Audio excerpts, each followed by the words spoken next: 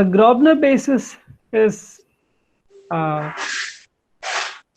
it's a basis or a generating set for an ideal in polynomial rings. So let me say what do I mean by polynomial rings and so on. For the entire presentation, I would assume A to be a field. No specific assumption on the field.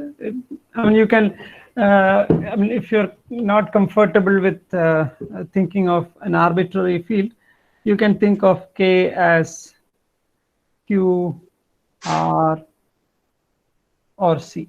You can keep this in mind. You can as well keep this in mind. You can think of this as Z finite field. Z. It doesn't really matter whatever I'm going to talk about. And by the way, if you don't understand something that I say, feel free to stop me and ask me your doubts. Okay. So I'm sure you're familiar with polynomial ring in one variable. Okay. So this is set of all polynomials of the form summation ai x power I from 0 to n. N is a non-negative integer and all ai's are in the field K. This is the collection of all polynomials in X. Now this, as we know, is a principal ideal domain. That means every ideal. So if I take an ideal I in Kx, and if I look at, I think of fx in I of least degree. So if I has a constant, then one can immediately see that the ideal is entire ring Kx. That means if a non-zero constant, so alpha in K, alpha non-zero and alpha is in I, this would imply that I is equal to Kx because of the property of ideals. You take alpha is in I, therefore alpha inverse is in I, therefore I mean alpha inverse is in K, therefore alpha times alpha inverse is in I, therefore 1 is in I. If 1 is in I, you take any polynomial in Kx multiplied with 1 should be in I. Therefore every polynomial belongs to I, therefore I is equal to Kx. So if I is not Kx and if I is non-zero, then you can think of a smallest degree polynomial. There will be in fact infinitely many. For example, if x is the smallest degree polynomial, then it will contain 2x, 3x, alpha times x for any alpha in K. So therefore there will be many, but then you can choose one of them, and this will imply that the ideal I is generated by fx. This one can prove immediately using division algorithm.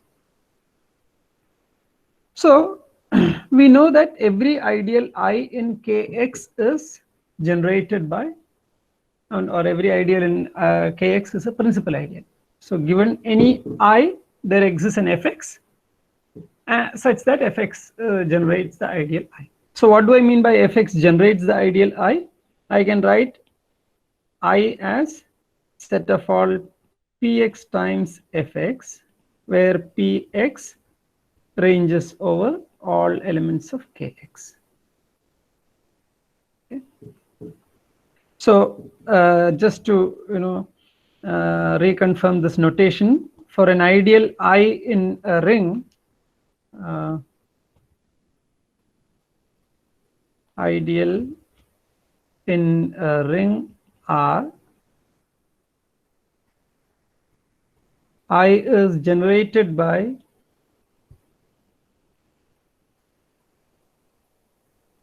A1 up to AN.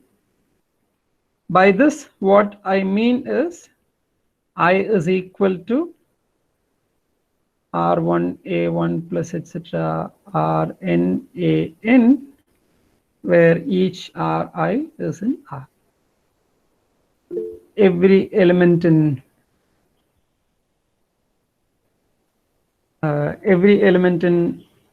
R, I can be written as a linear combination of these elements. Okay. Now, when you think of ideal I in Kx, we know that every ideal is generated by one element, one element from the ideal. Now let's look at the case Kxy.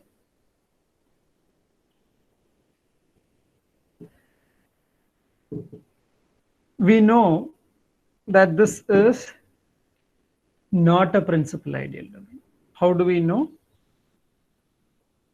For example, take the ideal I generated by X and the variable Y. So these are variables. When I write X, Y, Z, X1, Y1, Z1, or X next to X3, all these, I would assume that each of them is a variable.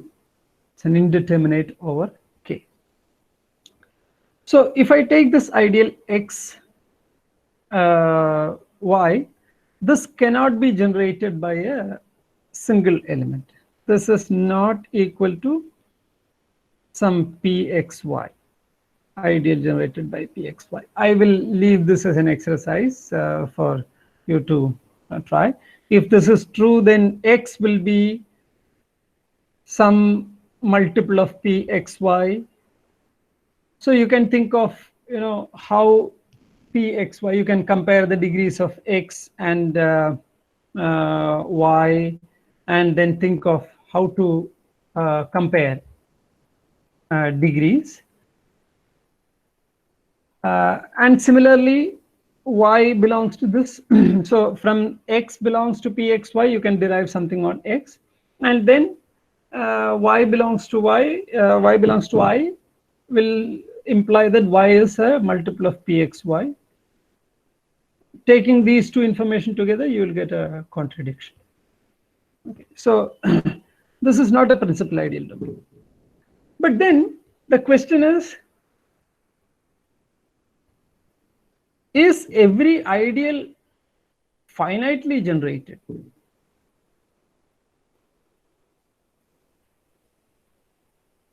Is every ideal of Kxy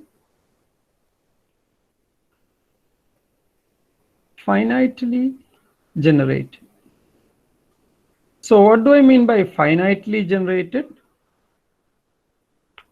If I have a finite set like this, if I have a finite number of elements with the property that every element in I can be written as a linear combination of this form, then we say it is a finitely generated ideal.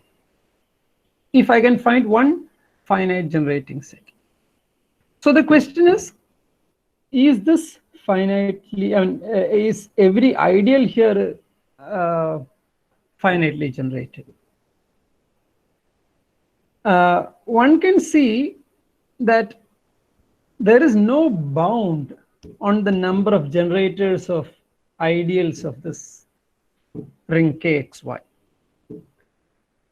For example, if I look at the ideal I generated by x power n minus 1 y, etc., x power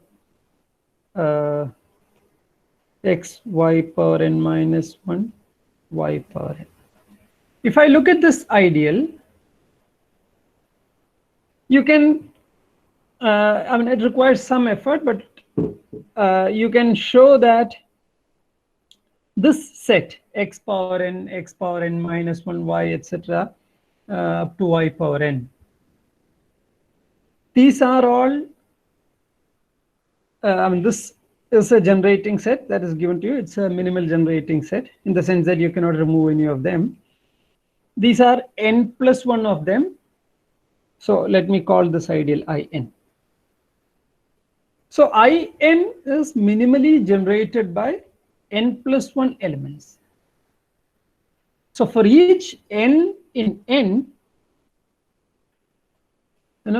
I am getting an ideal generated by n plus 1 number of elements. That means for any n in n, I can find an ideal having that many generators. So you cannot bound. See, look at the difference from kx to kxy. In kxy, you can have this number 1. Right? Every ideal is generated by one number of elements. But now in this case, we don't have that. So, but at least this question still makes sense. It may be as large as you want, but is it finite? At least, can we say that it is a finite set? Given any ideal, do we have a finite generating set for this ideal? So let us address this question little more generally. I look at k, what about k, x, y, z? Or what about k, x1, x2, xn? What about these rings? I take ideals in these rings. Can we say that the ideals are all finitely generated? So there is a theorem called Hilbert basis theorem.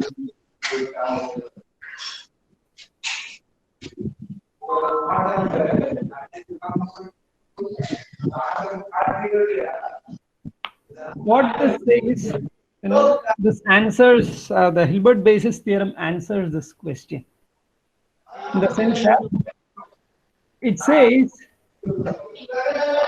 that every ideal in these polynomial rings, polynomial ring with finitely many variables, they are all finitely generated. Okay, so let's try to prove this. I will try to prove slightly more general theorem. Okay, but let us. So we know that kx is, in kx every ideal is finitely generated. So the next question is, assume that every ideal in k x1 up to xn minus 1, this is finitely generated.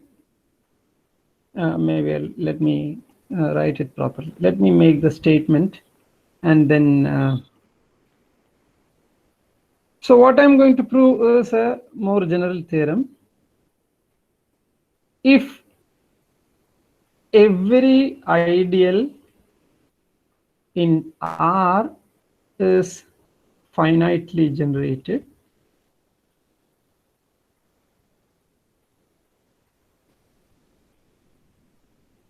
then every ideal in Rx is finitely generated.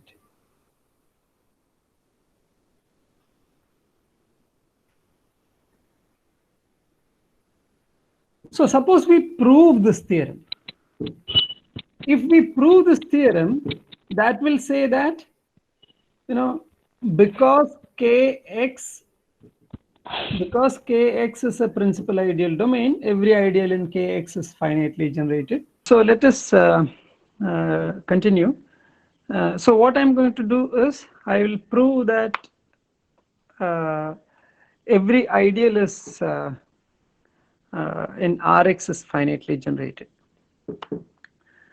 This is not very difficult to prove. So let us assume the contrary. Okay, suppose I can find an ideal I in Rx. This is not finitely generated.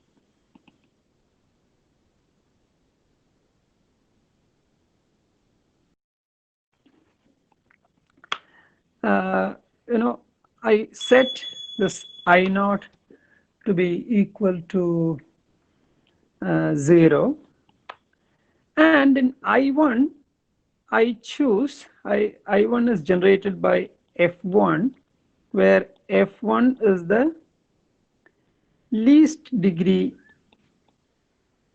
polynomial in I. See, the ideal I, if I am saying that I is not finitely generated, it is clear that I cannot be equal to Rx, and it is clear that I cannot be equal to 0 ideal. So therefore there exists some set of polynomials with coefficients coming from R. So I'll take a least degree polynomial in I. The next step, what I do is I look at I2, which is generated by F1 and F2. Now what is F2?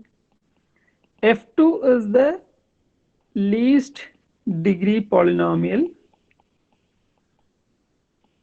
in I, but not in I1. I remove I1, and in I1 and from the remaining, this will be the least degree polynomial. So I will call this degree the first degree D1, this degree D2. One thing immediately you can see is that D2 has to be bigger than or equal to D1, right? Because F2 was already there in I, and I chose F1 to be the least degree, which means degree of F1 must be less than or equal to degree of F2. Now I keep doing this, I2, etc. I keep doing this, and this Fin is F1 up to Fn, where Fn is least degree, so I call this as degree Dn polynomial in I without In minus 1. This will never end, because I know In can be equal to I, because our assumption is that I is not finitely generated. So therefore In cannot be equal to I for any of these n's. Now see, what is our assumption? Our assumption is that R in R every ideal is finitely generated. So therefore I need to use that assumption. I'm looking at only ideals in Rx. So how do I use the assumption there? What I do is I look at, let me call this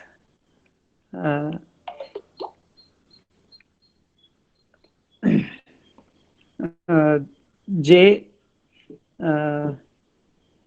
So J, and okay, first let me make this AI to be the leading coefficient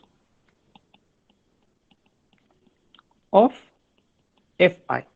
So what do I mean by this? So if I look at the polynomial, say for example 2x square y plus 3xy minus 1. So here maybe this is I'll think of it as a, yeah, okay, so let me write it like this. It's 2x square y plus 3x plus 1. So here I think of this as a polynomial in x. So therefore 2y is my leading coefficient, because x square is the leading highest degree, and its coefficient is 2y. Okay, so AI is the leading coefficient of Fi. So now I look at the ideal I generated by these leading coefficients A1, A2, and so on. I collect all the leading coefficients An, where n belongs to n. So I look at the ideal generated by An, n belongs to n. Okay. Now this is an ideal in the ring R, but in R every ideal is finitely generated, right?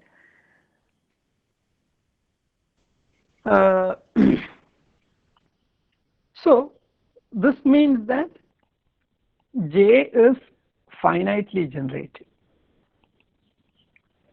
Of course, we have here you can see that I have described J as an ideal generated by infinitely many elements, but that doesn't matter, right? It is whatever it be, it is an ideal in R.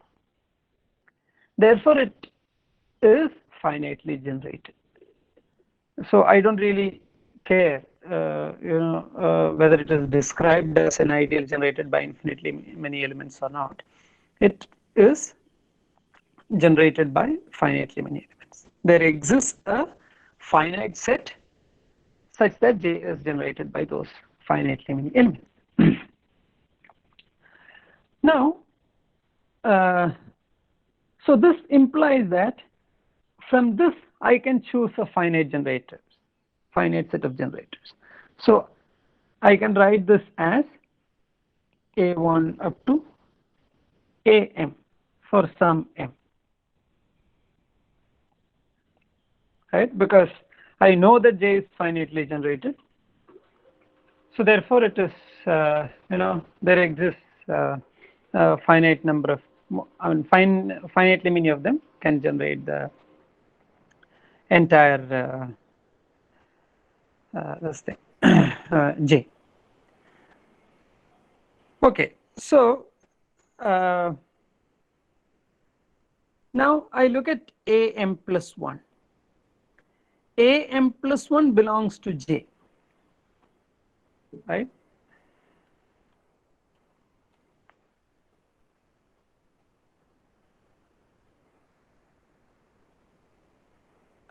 AM plus 1 belongs to J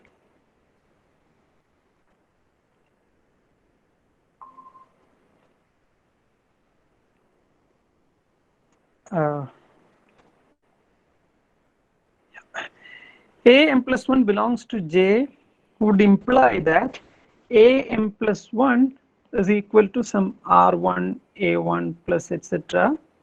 RM AM, right? Because it is in J, therefore it is generated by it can be written as a combination of A1 up to AM. Now let's look at this polynomial Fm plus 1.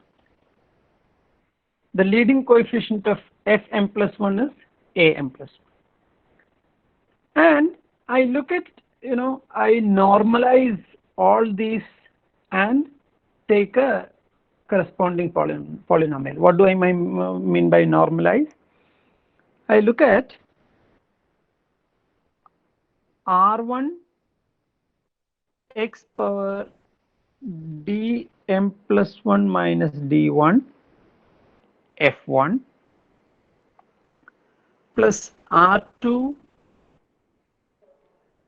x power dm plus 1 minus d2 f2 plus etc.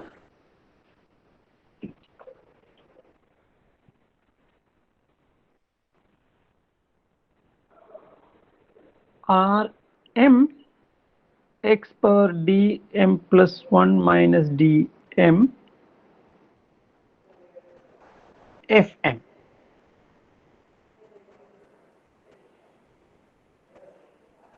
Now, if you compare the leading coefficient of this polynomial and this part, the summation. If you compare these two, what you can see is that the leading coefficients are the same, right? Because the leading coefficient on the left of fm plus 1 is am plus 1, and that is nothing but r1 a1 plus etc rm am. Now what is the leading coefficient of the right hand side, this part, the right side part?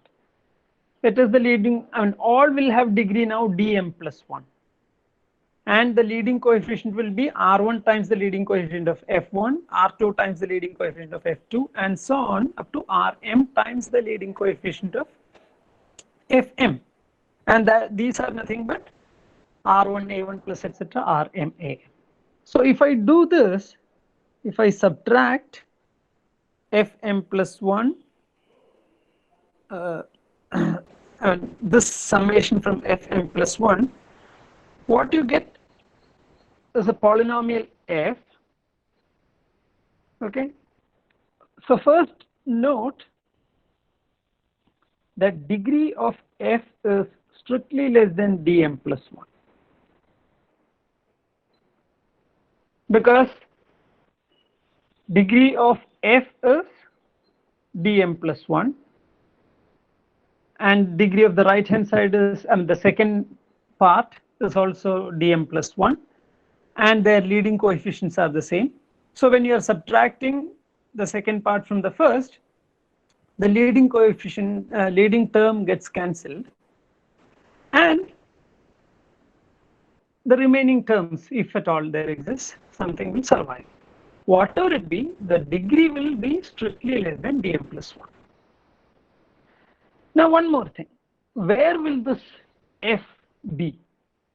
F is certainly in J, but can we get a more refined statement?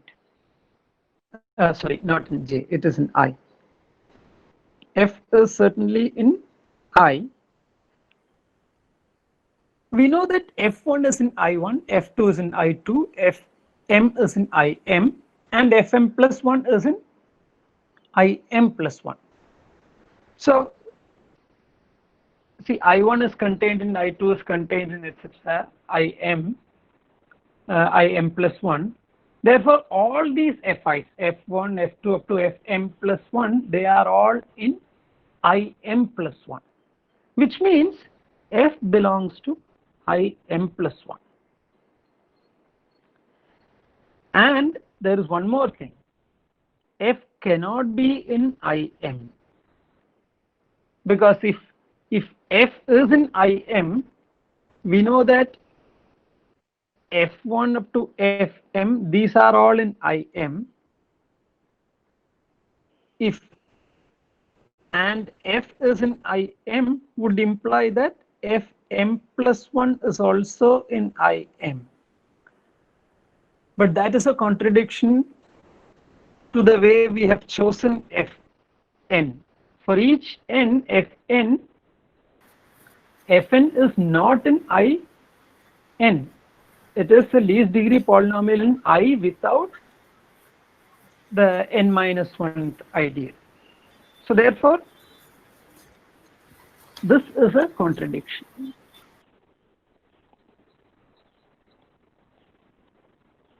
Therefore, what we have obtained is that F is an ideal in Im plus 1 but not in Im. But now what do we have? Degree of F is strictly less than degree of Fm plus 1. But now we have chosen Fm plus 1 in such a way that degree of Fm plus 1 is the least in Im plus 1, least in I, but not in without. If you remove F1 up to F, ideal generated by F1 up to Fm. I'm sorry, ideal generated by F1 up to Fm. That's a contradiction.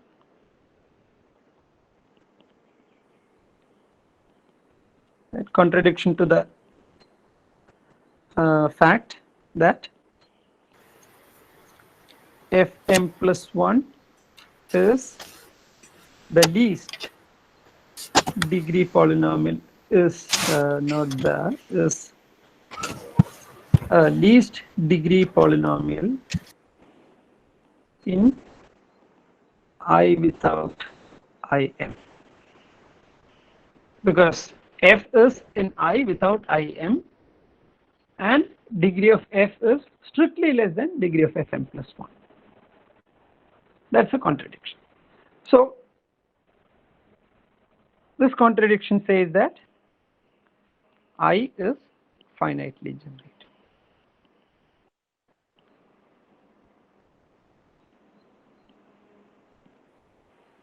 Okay.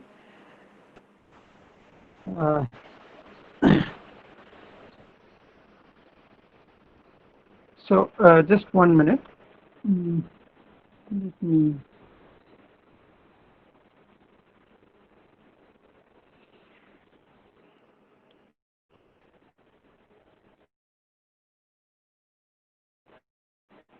net has come back. So okay. So I hope this proof is clear to you. Maybe we can take 1 minute to think about the proof. Just go through the proof quickly, and then we'll continue. So how did we prove the prove Hilbert basis theorem? We looked at I, assumed that I is infinitely generated. Recursively choose an element of least degree from I. So first choose a least degree element in I, then look at the ideal generated by that element and remove that from I, and from the rest choose a least degree element, and so on, and then look at the leading coefficients of all these elements. That's ideal in R. It is finitely generated. So using these two facts, we created an element in im plus 1 which is strictly less than the degree of fm plus 1 which we chose earlier, and that's a contradiction. So now what we have done is we have proved that every ideal in k x1 to xn, this is every ideal in kx1 up to xn is finitely generated.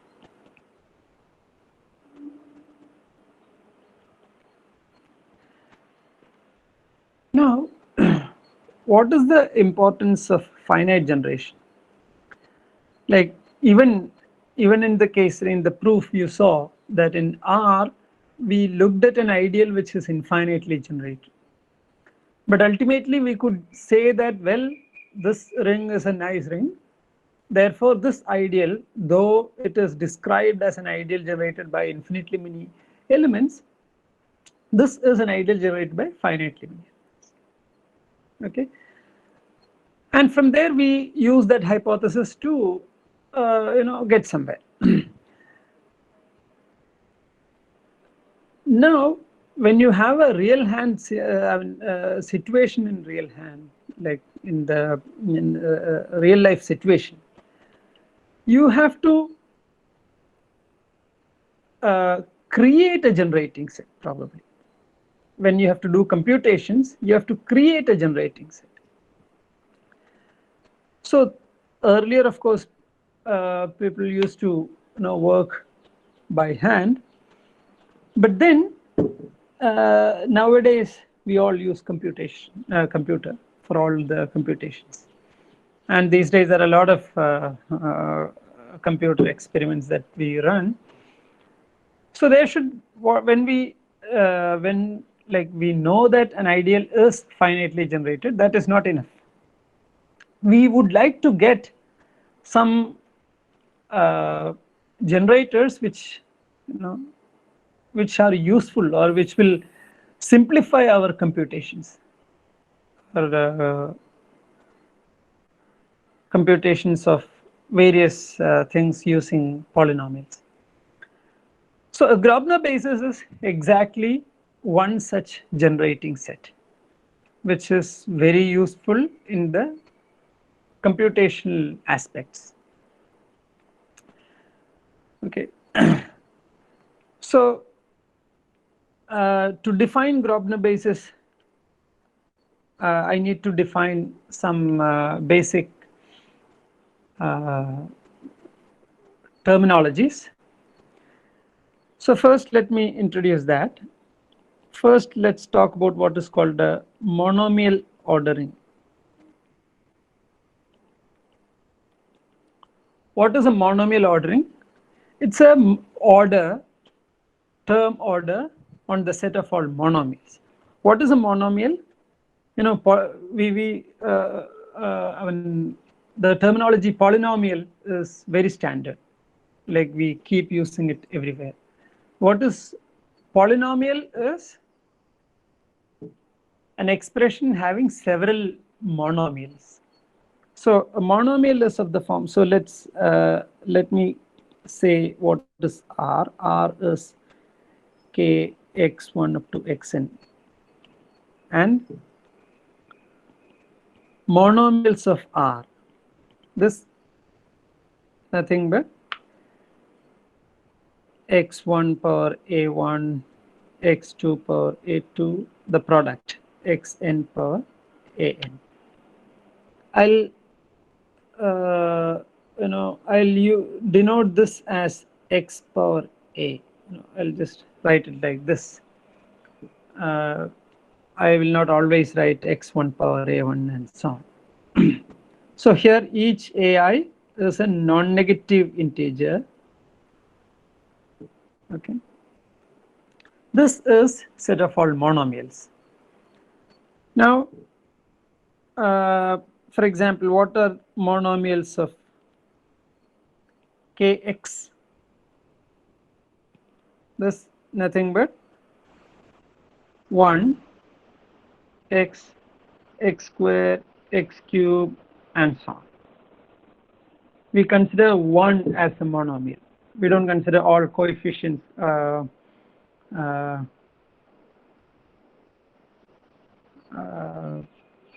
all constants, other constants as monomials, but we consider 1. Okay. Now what are the monomials of kxy?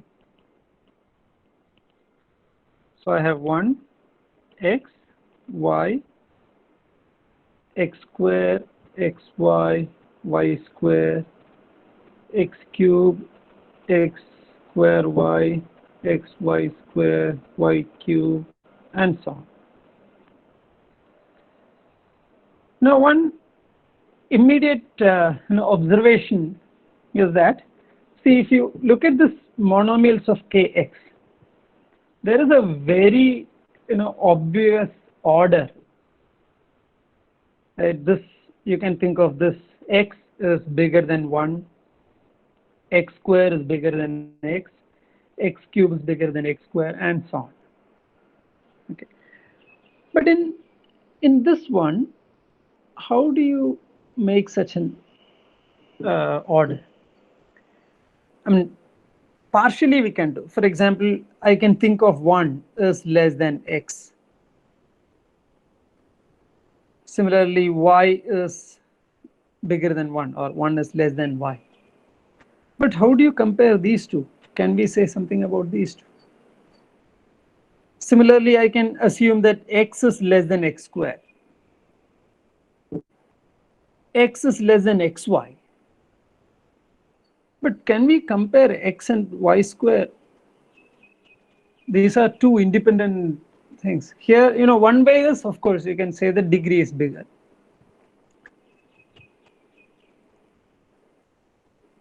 So, but then how do you compare x square and xy? Can we compare x, y, and y square, and so on? So therefore, the monomial ordering does exactly this. It gives a proper ordering of all the monomials. So what is a monomial ordering? It's by a term order on the set. We mean a total order on the set satisfying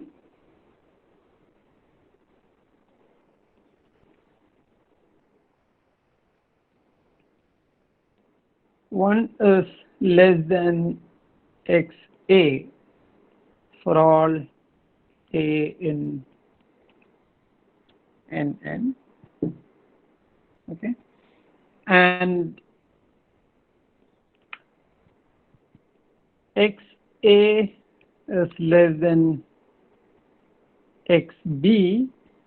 If this is true, this will imply that xc times xa will be less than xc times xb for every a, b, c in n.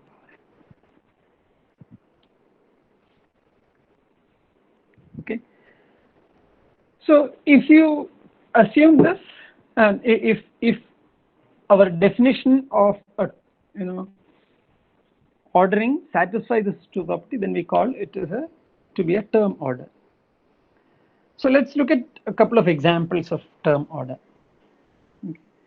So one of the important example is called lexicographic order.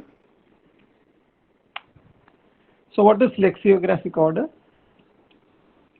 So in all these orderings, we can write kxyz, kyxz, or kzxy, zyx in whatever order. So we don't know how these variables can be ordered. So first we fix an order on the variables, and then we talk about further their products and so on. So lexicographic order, the first is we assume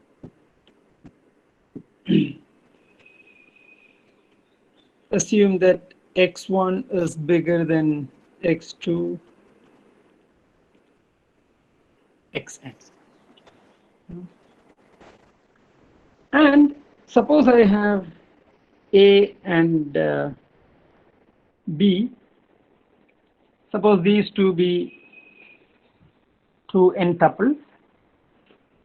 Actually here it should be, I should write this as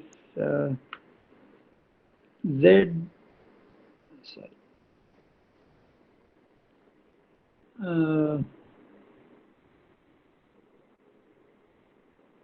non-negative, because you can have some of the components 0. So this also 0 not equal to a, z non-negative. Or else I can assume that my natural numbers contain 0. So if a, b are two elements n tuple non-negative integers, then we say that xa is less than xb if the first non-zero coordinate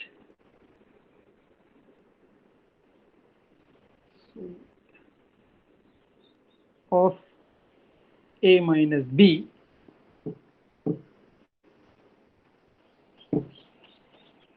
from the left.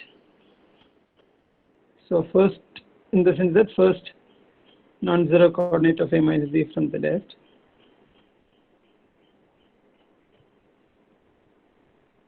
is negative. If I write B minus A, it should be positive.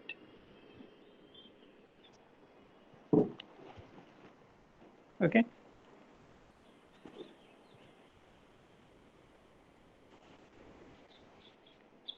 So let's take a couple of examples. Yeah, R equal to, let's take K x1, x2, x3. Okay. Then with lexicographic order.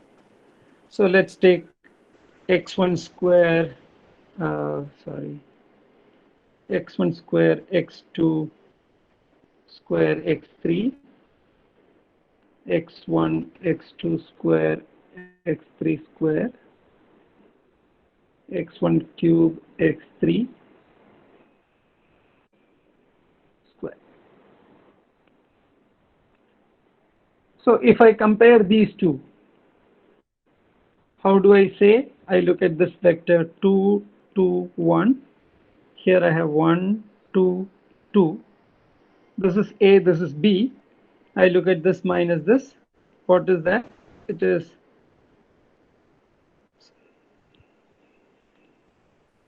one, 0, minus 1.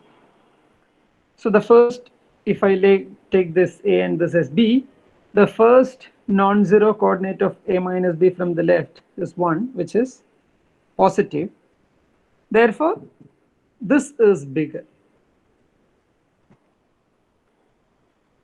Similarly, if I compare these two, now I just look at the, the exponent vector. So 1 minus 3. So if I look at this is A and this is B, then 1 minus 3 is negative. That means this is bigger. In fact, in the lexicographic order, I look at x1 and I look at x2 power 100. Which one is bigger? The exponent vector. So let's think of this in R itself. Okay. The exponent vector here is 1, 0, 0. And the exponent vector here is 0, 100, 0. A minus B. So let's, for convenience, let's write this as B and this is A. Okay. So A minus B is nothing but minus 1, 100, 0. So therefore B is bigger. B is x1. So in lexicographic order, it is, if I have larger number of the initial variables, it doesn't matter what is the degree of the polynomial or degree of that monomial, it is bigger. Like if you think of this in terms of dictionary, this is exactly the dictionary order. In dictionary order, A is the first letter, right? Now, whether you have whatever bigger, with high weightage, beautiful. Let's look at the word beautiful.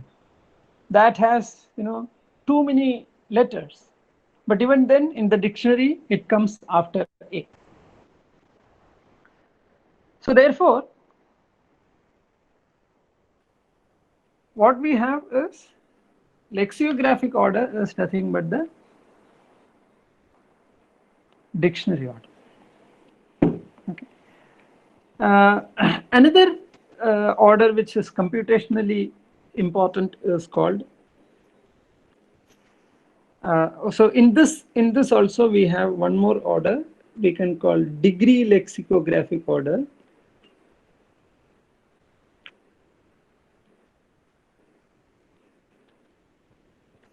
Degree lexicographic order is nothing but I have XA is bigger than XB or what was the notation I was using? XB is bigger than XA. Yeah. XB is bigger than XA if either this is sum of BIs. So this is bigger than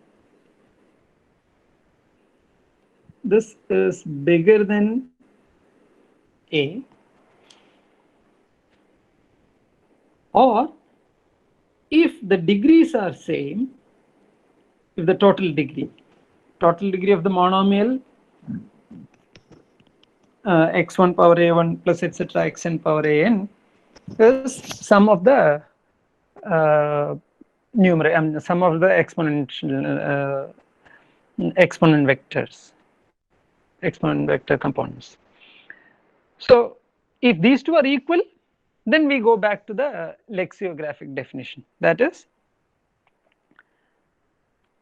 and so this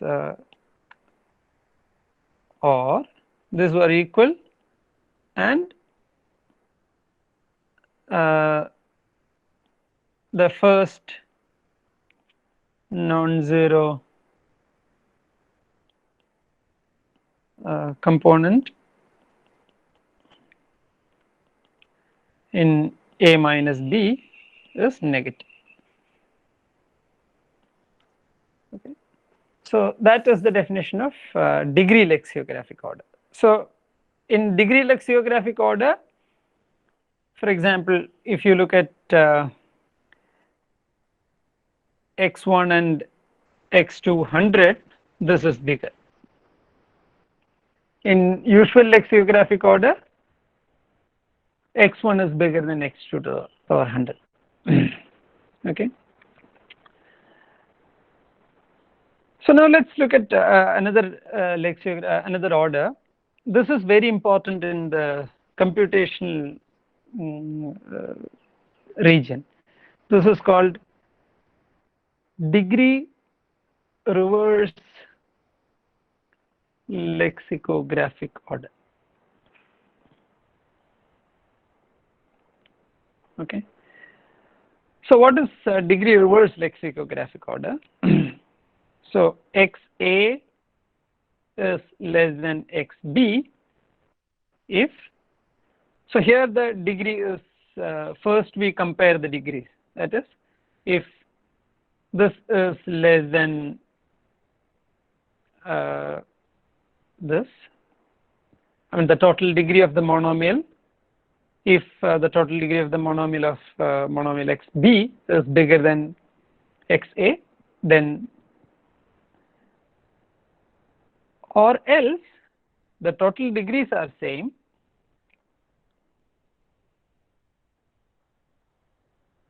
and the first, sorry, or okay, the first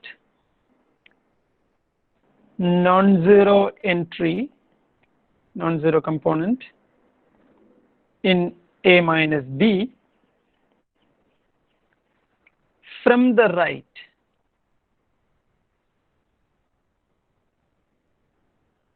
okay, so this one we look at from the right side, from the first non-zero entry in A minus B from the right is positive. Okay. So this, the difference between degree lexicographic order and degree reverse lexicographic order is that, so in degree lexicographic order, what we look at is what is the look at the bigger monomials are monomials having the initial, more of initial variables like x1, x2 and so on. In degree reverse lexicographic order, if one monomial has less amount of the smaller monomials, smaller variables, then it is bigger. Okay, so these two, many times these two coincide, but many times they don't coincide as well. I'll give you a simple example. x1 square, x2, x3 and x1, x2 cube. If you look at the degree lexicographic order, this is bigger in degree lex order, because here I have this 210, 213, and here I have so I'll yeah, let it. So in degree lexicographic order, this is bigger. Sorry, this is I meant. Yeah. x1 square, x2, x3. In degree lexicographic order, this is bigger. But now, because here I have 2, 1, 1, and here I have 1, 0, sorry, 1, 2, 0. So if I take this, that is 1,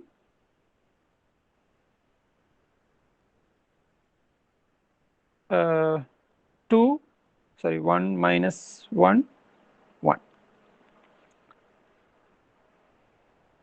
So this is bigger.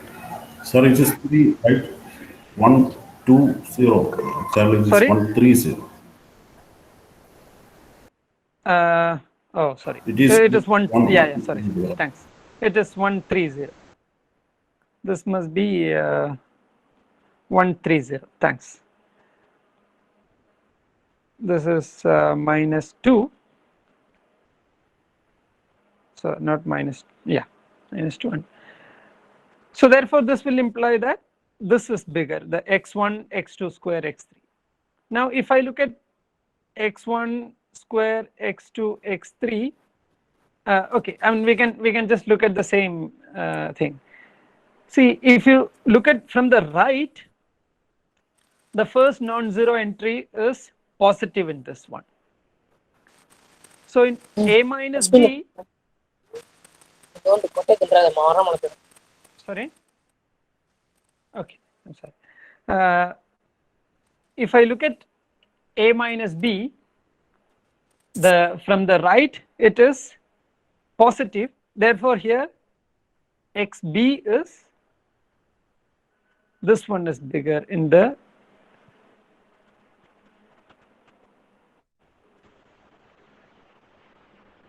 x1 square, x2, x3, this is like this, x2 cube in degree rev lex. Okay.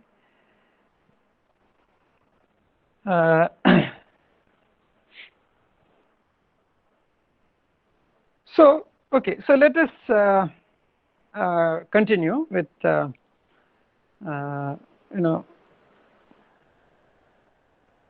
so this will basically, this monomial ordering gives you how you can order all the elements in a polynomial in n number of variables. See, if you have a polynomial in one variable, 5x cube plus 3x square plus 2x minus 1, we know exactly what is the leading monomial.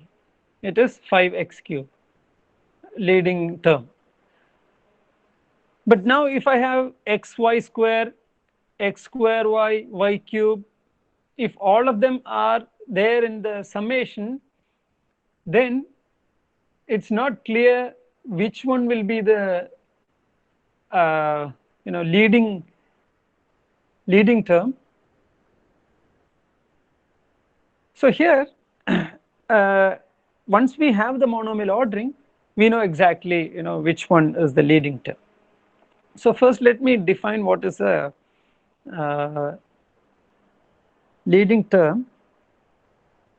So first let me before that, if I have a polynomial f is summation r a x a finite sum.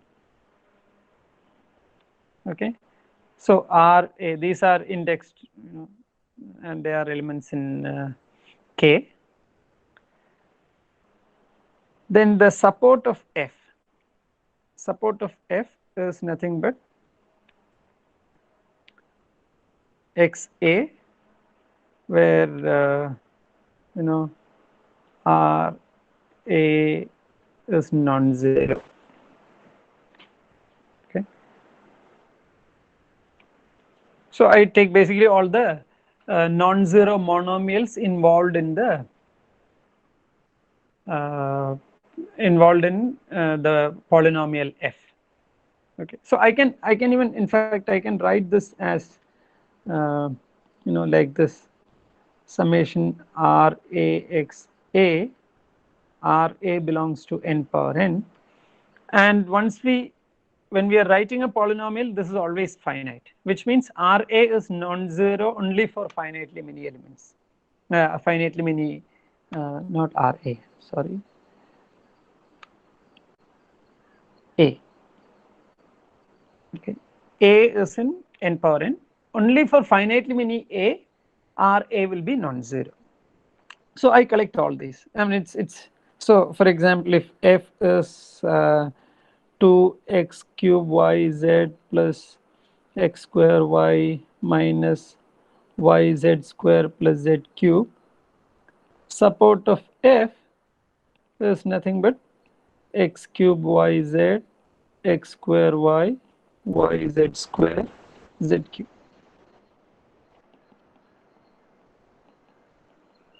Okay, I am just collecting those monomials. Now what is initial term of this f? This is x alpha, so I am defining it to be initial term x alpha. If x alpha is bigger than x beta for every x beta, so I'll write just bigger than equal to, because x alpha is also there in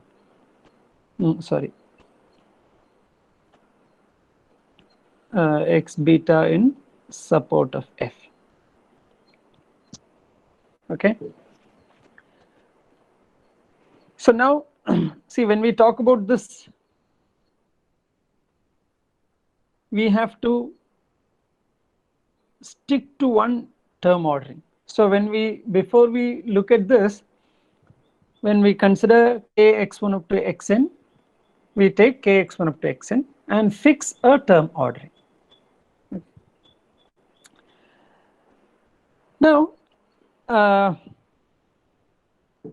so I look at this for an ideal I in kx1 up to xn.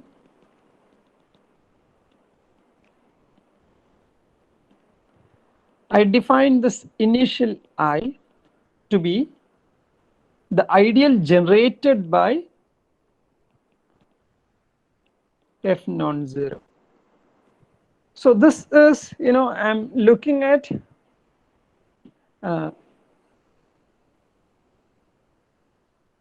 f in I but not 0. See, this is an ideal generated by, I look at all elements in the ideal I, took all non-zero elements in the ideal I. For each of them, I take the initial element, and then I look at the ideal generated by this infinite collection. This will be an infinite collection. Okay, so no, this is, but we know that ideal is finitely generated. So this is, while this collection is an infinite collection, it doesn't mean that ideal is infinitely generated. And one more caution, note, Suppose the ideal I is generated by F1 up to Fm, okay, in K x1 up to xn.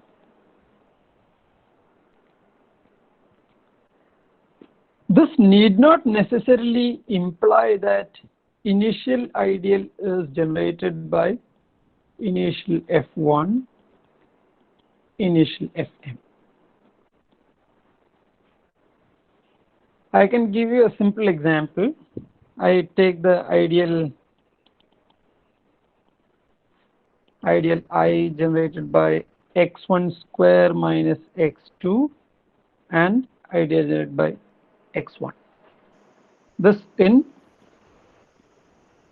K x1 x2 under the lexicographic order. Okay.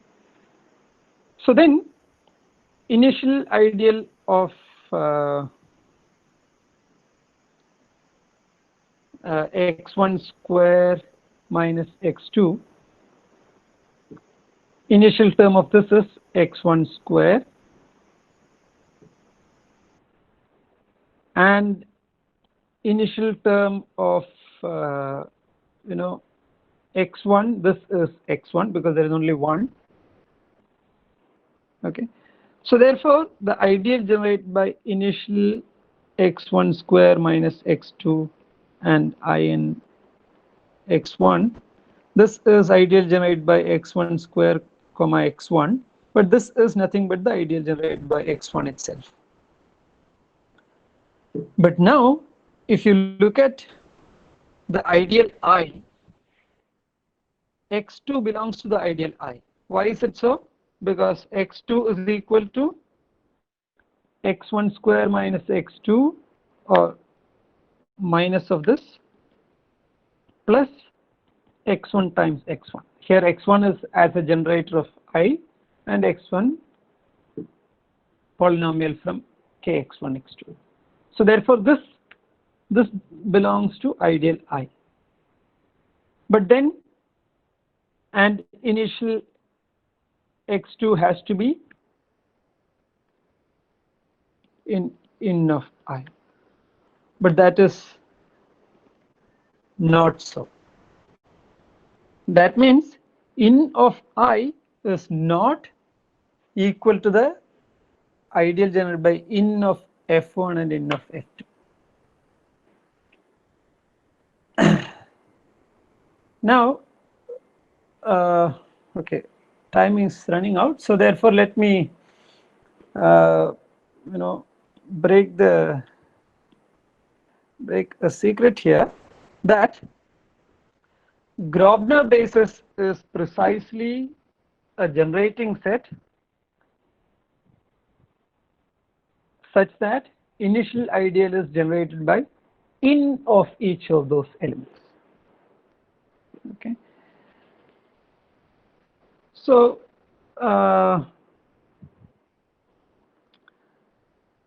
let me make the definition immediately. Okay, let I be an ideal in K x1 to xn, a generating set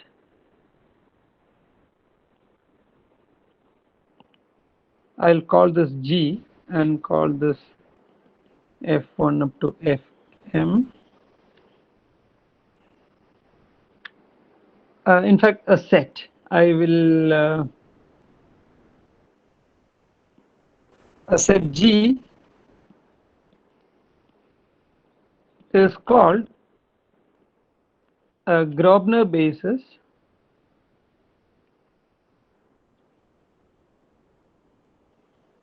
for I if initial ideal is generated by in of F1 etc. in of Fm. If this is satisfied, then we call G to be a Gröbner basis. So first, okay, I mean, let me Gröbner basis. In fact, this is heavily dependent on term order. With respect to a term order, I will denote this by simply some like this. Okay, it's a Gröbner basis with respect to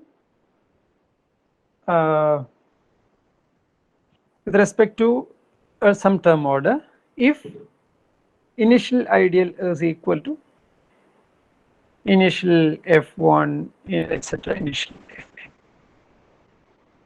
Okay.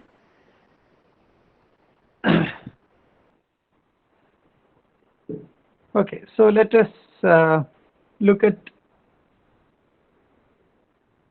some examples. I think I have an example right here. Well, okay, so first let me say something about initial ideal, the Gröbner basis. See, look at the definition of the Gröbner basis. I have defined that a set is called a Gröbner basis with respect to term order if the initial ideal is generated by initial term of these elements. But then we are saying that this is a Gröbner basis. Whatever the name be, it is a basis for I. And in the definition, initial ideal is generated by this. So in F1 up to in Fm is a basis for in I. But how do you know whether F1 up to Fm is a basis for I? The definition only guarantees that in F1 up to in Fm is a basis for in of I. But then this is a theorem. I am not going to prove this due to lack of time. In the discussion time, if you want, I can indicate a proof. It's not difficult, it's very easy.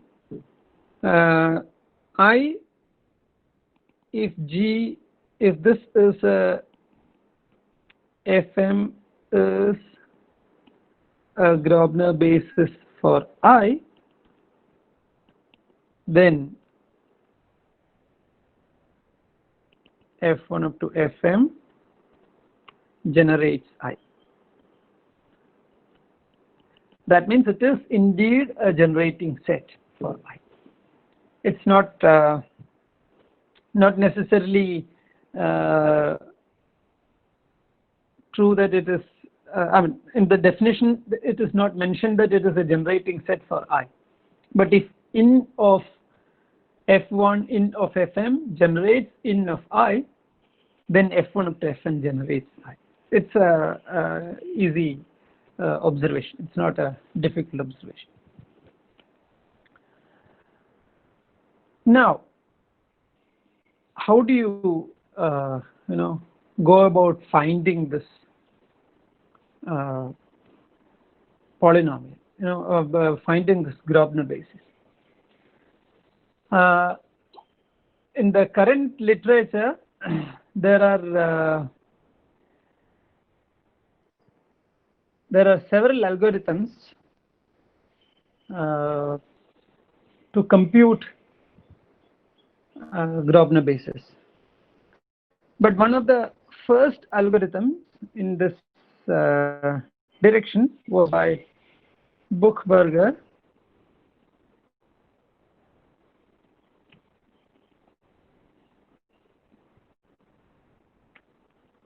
So it is called Buchberger's algorithm.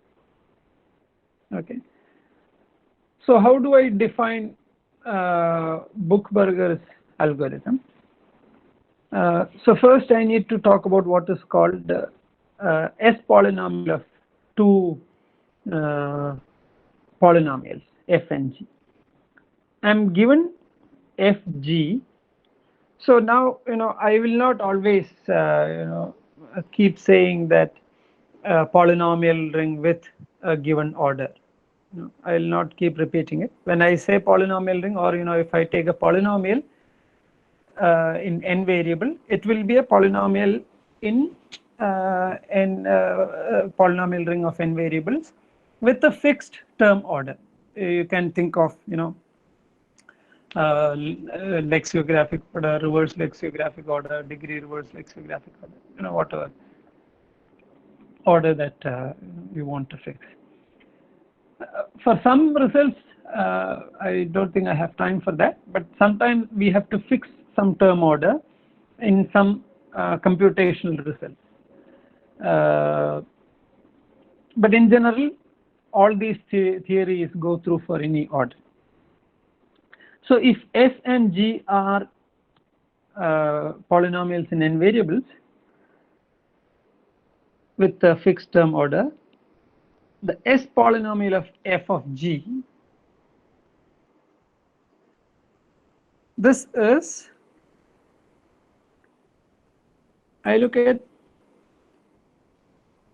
LCM of in F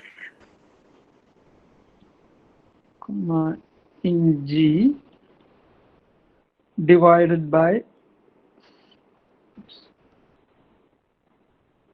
C times in of F. I'll explain what is, maybe I'll write this below.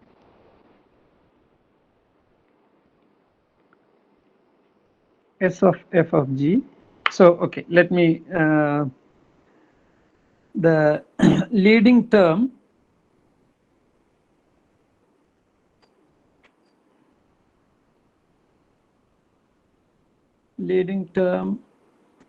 of f, this is C times some x power alpha. So this is C times, that's the initial term of f, and leading term of G be D times initial term of G. So D, C and D are the corresponding coefficients in F, in the leading term. So this is nothing but LCM of in F in G divided by C times in of F times F minus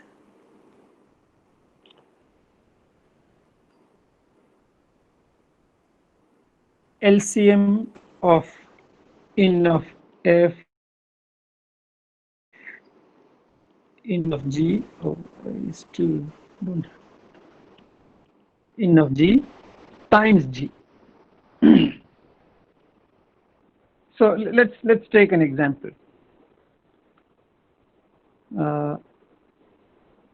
F is equal to x square y minus y square z plus z square, and G is 2xy square plus z x square z. Okay. So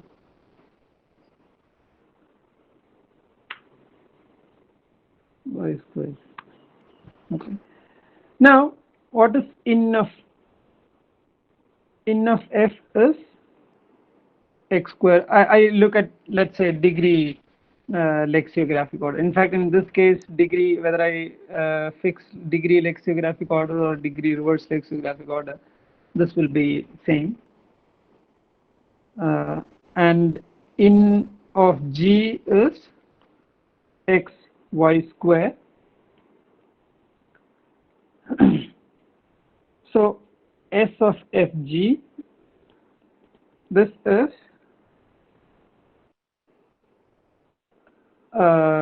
LCM of these two.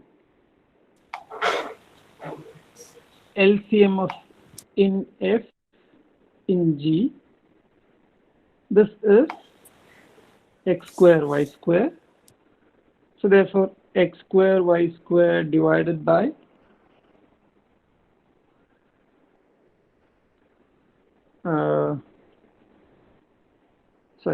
x square y times x square y minus y square z plus z square minus x square y square by 2 times xy square times 2xy square plus y square z.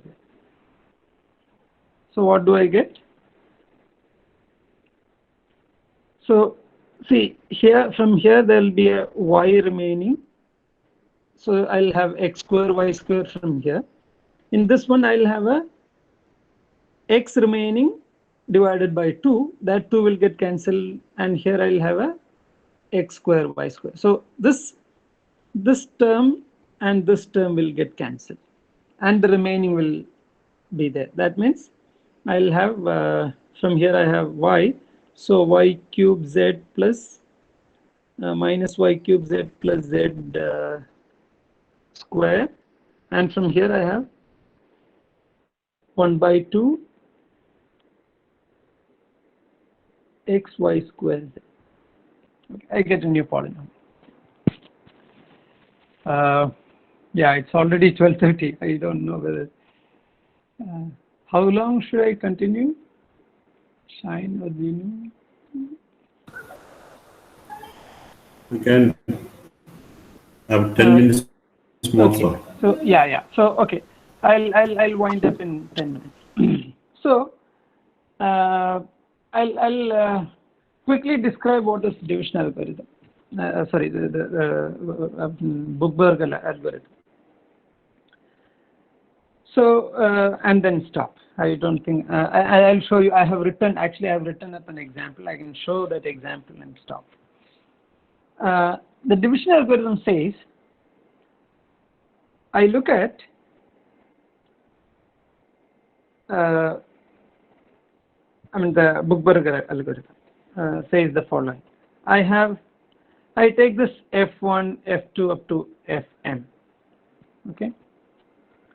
First step is look at s of f1, f2 and compute this polynomial. Okay. Look at this polynomial. If the initial term of f1, f2 is divisible by any of them, okay,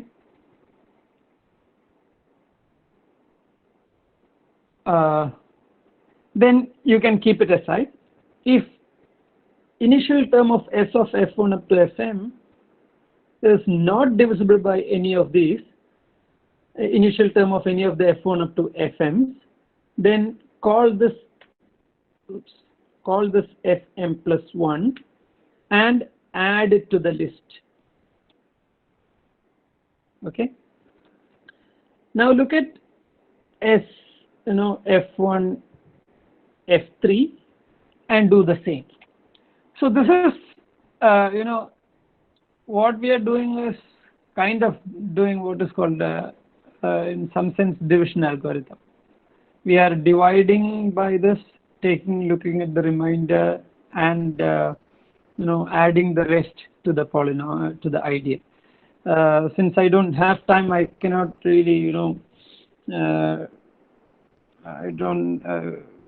cannot really explain it in full length. I'm sorry for that.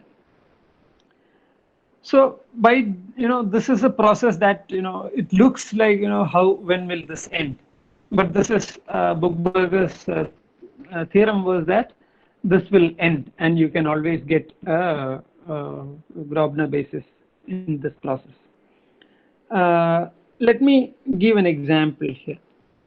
Okay, so I look at this polynomial. Is this visible?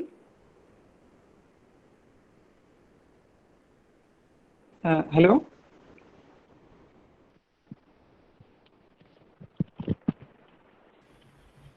Yes, sir, it is Okay, visible. fine. Because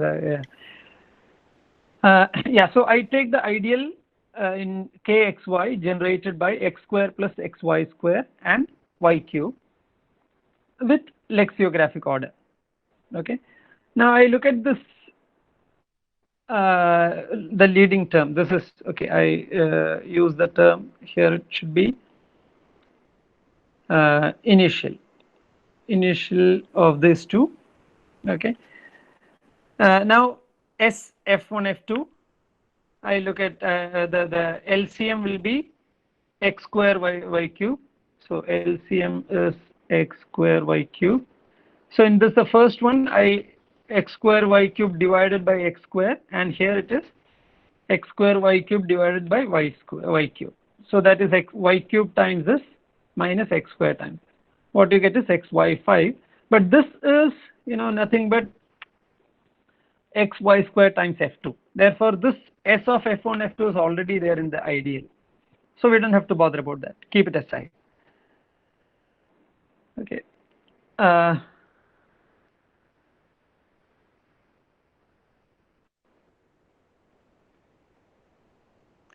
So this says that this is a this is a Gröbner basis. So if I have ideal generated by these two, the Buchberger, in fact Buchberger's algorithm says that if this is the case, then this is a Gröbner basis. So here this is x square plus xy and y cube. This is a Gröbner basis for I.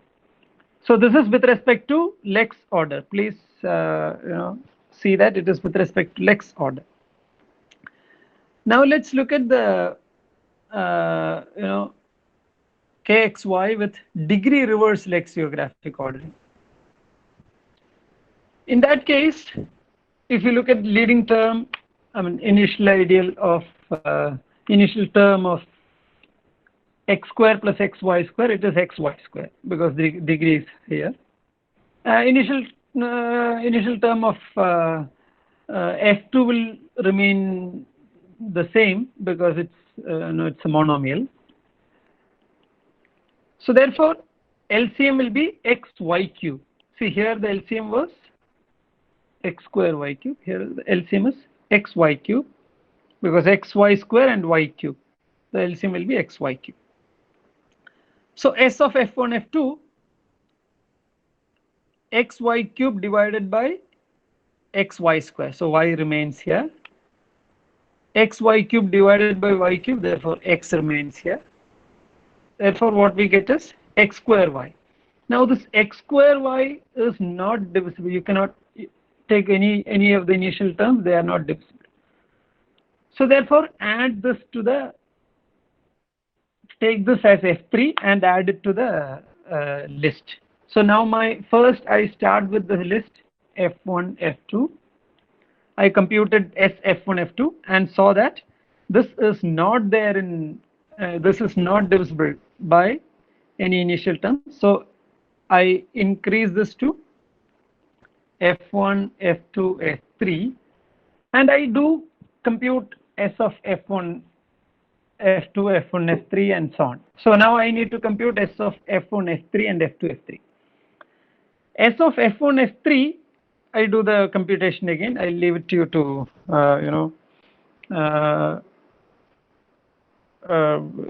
check the computation. But what you get is S of f1 f3 is x cube. Again, x cube is it does not come from any of the initial terms, earlier initial terms. So therefore, I call this as f4 and I enhance my list to f1 f2 f3 f4. Now if I look at S of f2 f3, I computed S of f1 f3 here. Now I look at S of f2 f3. S of f2 f3 is, it comes out to be x cube y, but x cube y we know already that it is x times f3. f3 is already x square y, so it is x times x square y, which is x times f3. Therefore, this is already there in F1, F2, F3. Therefore, we don't have to enhance anything further to this one. Now the next step is to compute SF1, F2, sorry, F3, F4, F1, F4, F2, F4, F3, F4. But I will not do due to lack of time. I will, just leave it to the to you to say that this is doable. This is Gröbner basis. Okay. So this, within the time, I think this is what I can say. There are, I mean, lot of applications, a huge amount of applications of Gröbner basis.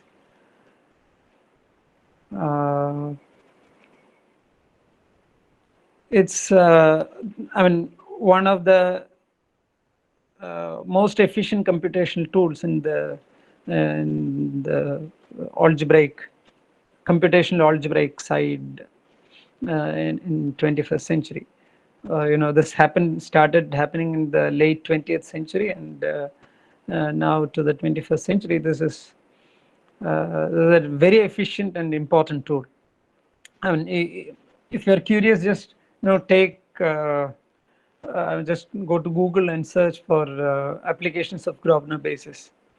You will see a lot of things, including algebraic statistics, computational biology, everywhere. This is, this without Gröbner basis, and it's, I mean, there are several generalizations of Gröbner basis.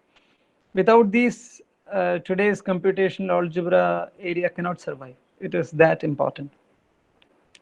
I was planning to list a couple of simple applications, but I don't think I have time for that. So I will stop here and